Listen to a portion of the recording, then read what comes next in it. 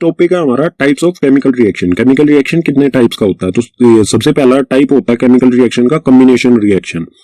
Combination reaction क्या होता है? The reaction in which two or more reactants combine to form a single product. ये एक ऐसा रिएक्शन होता है जिसमें दो या दो से ज्यादा रिएक्टेंट्स, मतलब दो या दो से ज्यादा सब्सटेंसेस मिलकर कोई एक नया सिंगल सब्सटेंस बनाए।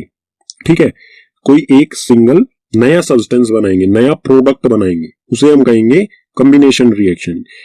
इसकी इक्वेशन किस फॉर्म में होगी? जैसे ए और बी, यहां पर दो रिएक्टेंट्स है हमारे ए और बी, वो मिलकर केमिकल रिएक्शन करेंगे ये, और ए बी एक सिंगल प्रोडक्ट हमारा बनाएंगे, तो उसे कहा जाएगा कॉम्बिनेशन रिएक्शन। इसकी इक्वेशन कुछ इस फॉर्म में होगी। इसके एग्जांपल्स ले लेते हैं और अच्छी तरह से इसे समझने के लिए।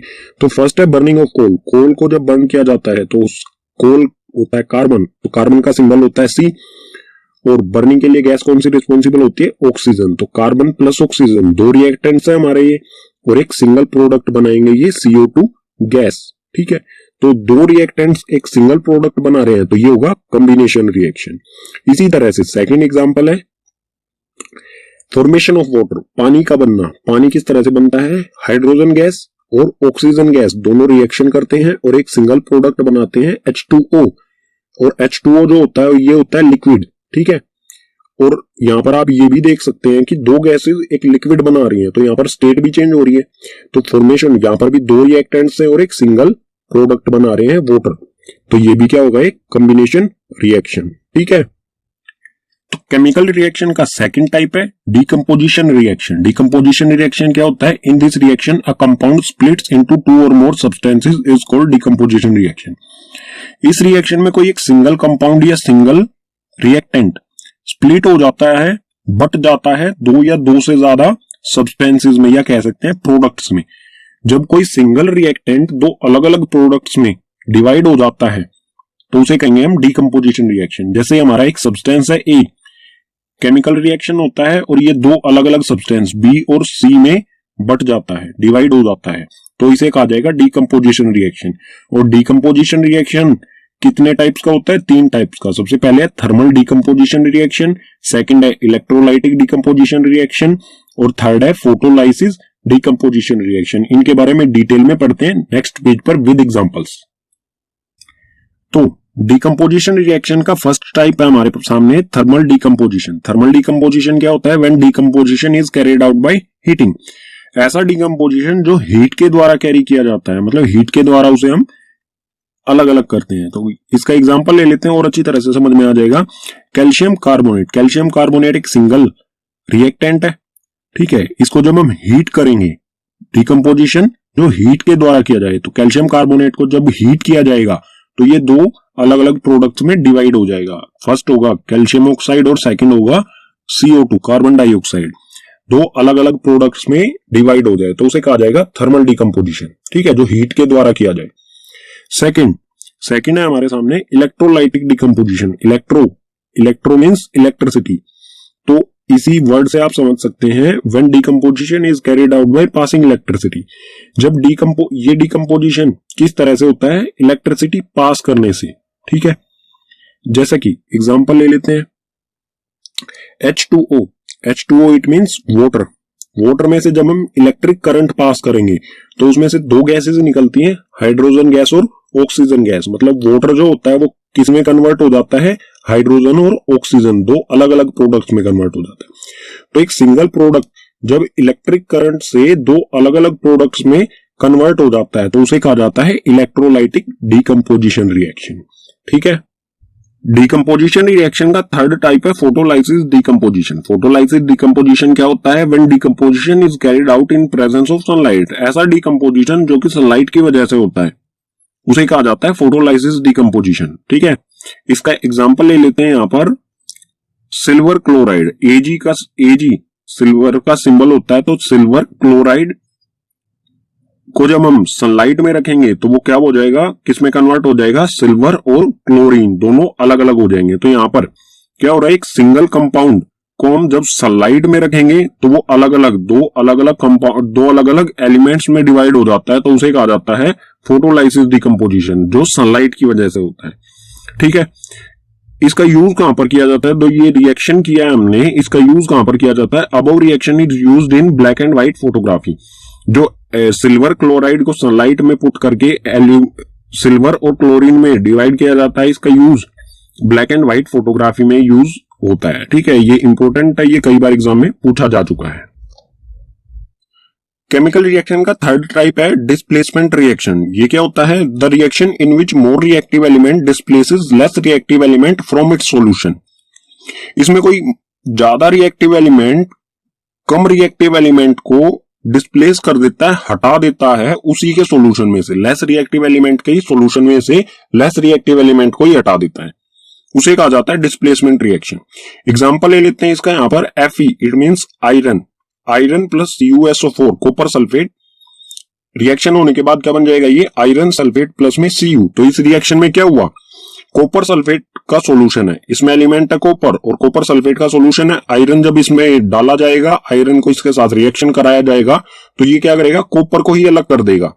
ठीक है, क्योंकि आयरन जो है वो ज्यादा रिएक्टिव होता है कॉपर से, तो ये आयरन है कॉपर को अलग कर देगा इसी के सॉल्यूशन में से। तो यहां पर क्या हो जाएगा? FeSO4, मतलब यहां पर जो Cu था उसको इसने अलग कर दिया, Fe ने अलग कर दिया इसी के सॉल्यूशन में से। तो FeSO4 बना और Cu बिल्कुल अलग हो जाएगा। ठीक है, तो इस तरह के रिएक्शन को कहा जाएगा डिस्प्लेसमेंट रिएक्शन, जब कोई high reactive element less reactive element को डिस्प्लेस कर देता है उसी के सॉल्यूशन में से। इसको और अच्छी तरह से एक्सप्लेन कर देता हूं क्योंकि यह अक्सर एग्जाम में आपसे पूछा जाता है। तो एक टेस्ट ट्यूब लेंगे, एक्सपेरिमेंट है ये। ठीक है, टेस्ट ट्यूब है, टेस्ट ट्यूब में कॉपर सल्फेट सॉल्यूशन लेंगे। ठीक है, ये टेस्ट ट्यूब A है, इसमें कॉपर सल्फेट सॉल्यूशन लिया। कॉपर सल्फेट सॉल्यूशन जो है वो ब्लू कलर का होता है। जब इसमें एक आयरन नेल, ये एक आयरन नेल है, आयरन नेल को जब हम इसमें टेस्ट ट्यूब A में डालेंगे तो ये इसका कलर ग्रीनिश हो जाएगा। ठीक है, जब इसमें डालेंगे तो इसका कलर इस तरह का चेंज हो जाएगा, जो कि सेकंड टेस्ट ट्यूब आपको दिख रही है, इस तरह का ये कलर हो जाएगा। और आयरन नेल जब कुछ देर बाद इससे निकालेंगे तो आयरन नेल पहले तो शाइनी कलर थी, उसके बाद हो जाएगी ब्राउनिश कलर की। ये क्यों हो गई? क्योंकि इस पर जो है सल्फेट सॉल्यूशन, क्योंकि इस पर सल्फेट का लेयर आ जाती है आयरन नेल के ऊपर। और ये ग्रीन कलर क्यों हो जाता है? क्योंकि ये सिर्फ इसमें कॉपर बचता है, जो भी सल्फेट होता है वो आयरन नेल पर चला जाता है। ठीक है, इस वजह से इसका कलर ग्रीन हो जाता है। आपसे क्वेश्चन कई बार एग्जाम में इस तरह का क्वेश्चन पूछा गया है। तो कॉपर सल्फेट के सॉल्यूशन में जब आयरन नेल को डाला जाता है तो वो ग्रीन कलर का हो जाता है। क्यों होता है? क्योंकि उसमें आयरन जो है क्योंकि वो आयरन कॉपर सल्फेट सॉल्यूशन में से कॉपर को डिस्प्लेस कर देता है। ठीक है, केमिकल रिएक्शन का फोर्थ टाइप है डबल डिस्प्लेसमेंट रिएक्शन। ये क्या होता है? A reaction in which new compounds are formed by mutual exchanges of ions between two compounds। इसमें आयंस का एक्सचेंज होता है। ऐसा रिएक्शन जिसमें आयंस के एक्सचेंज होने से नए कंपाउंड्स बने, ठीक है, उसे कहेंगे हम डबल डिस्प्लेसमेंट रिएक्शन। इसका एग्जांपल ले लेते हैं, आप और अच्छी तरह से समझ जाएंगे। Na2SO4 यानी कि सोडियम सल्फेट, मैंने इसका यहां पर नीचे लिख दिया है नाम सभी के। सोडियम सल्फेट प्लस में बैरियम क्लोराइड।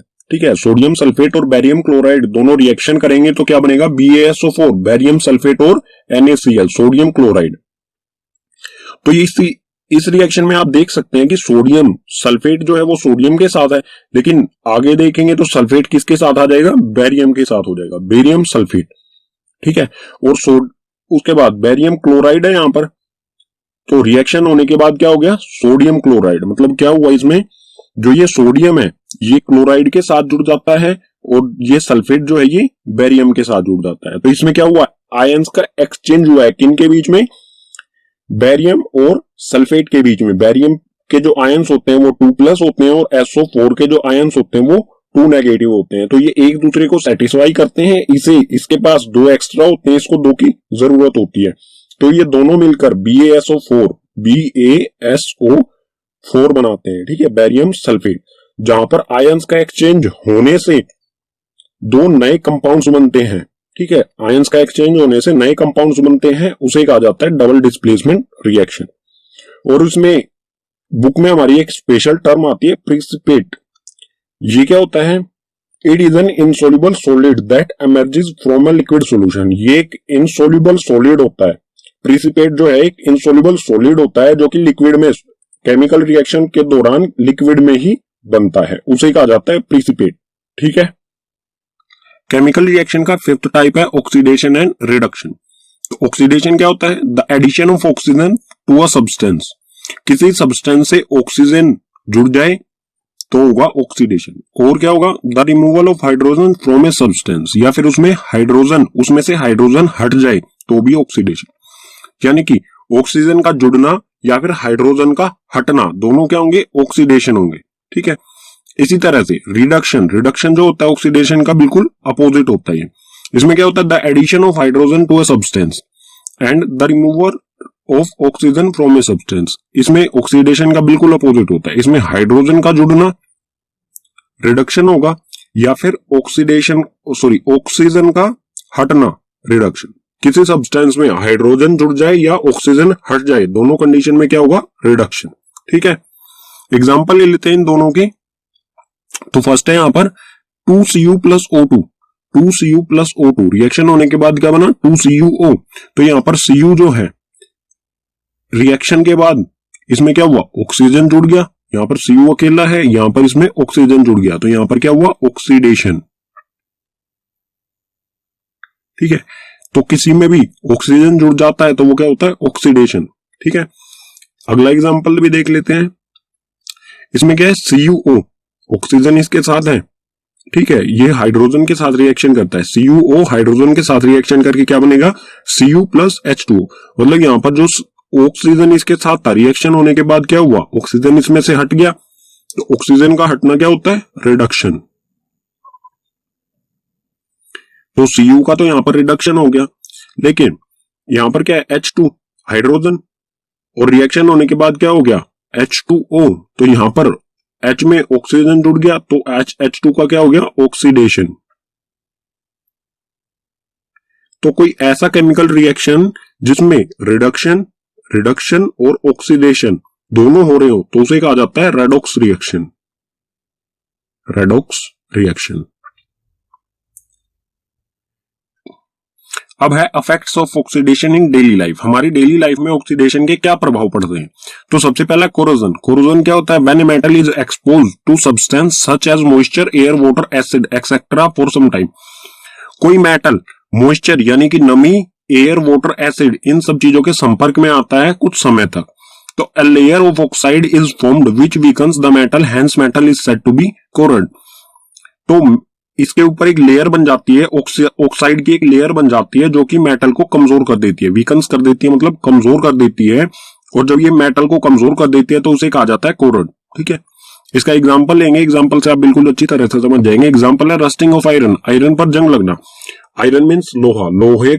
लोहा जब एयर या वाटर के कांटेक्ट में आता है तो इस पर क्या होता है? एक ब्राउन लेयर बनने लग जाती है, ऑक्साइड लेयर होती है। ठीक है। ऊपर से ब्राउनिश होने लग जाता है सरफेस, जो ऑक्साइड लेयर होती है, और वो आयरन को कमजोर कर देती है। इसी तरह की कोटिंग जो सिल्वर पर लेयर बनने लग जाती है, सिल्वर पर ब्लैक लेयर बनने लग जाती है। ठीक है। और इसी तरह से कॉपर जो होता है उस पर ग्रीन कोटिंग हो जाती है। ये सभी क्या है? कोरोजन। इन सब का क्या हो रहा है? कोरोड। ठीक है।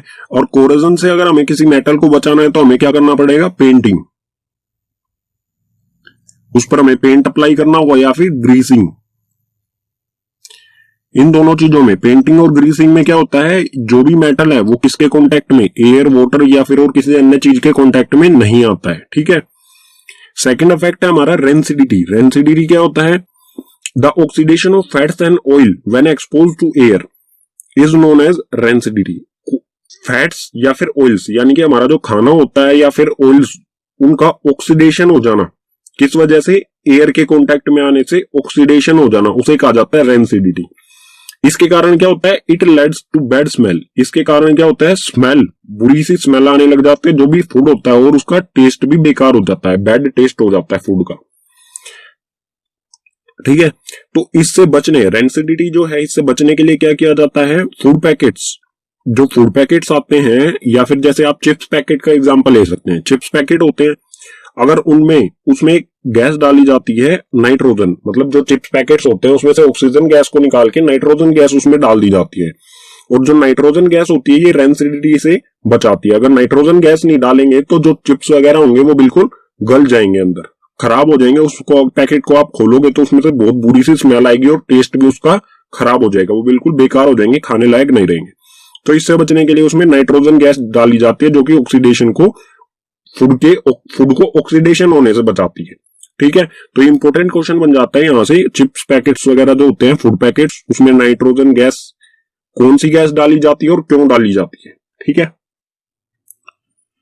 केमिकल रिएक्शन के टाइप्स कंप्लीट हो चुके हैं, लेकिन chemical reaction also classify on the basis of temperature. Chemical reaction को टेम्परेचर के बेसिस पर भी क्लासिफाई किया जाता है दो पार्ट्स में। फर्स्ट है एंडोथर्मिक रिएक्शन और सेकंड एक्सोथर्मिक रिएक्शन। इन दो पार्ट्स में से टेम्परेचर के बेस पर क्लासिफाई किया जाता है, बांटा जाता है।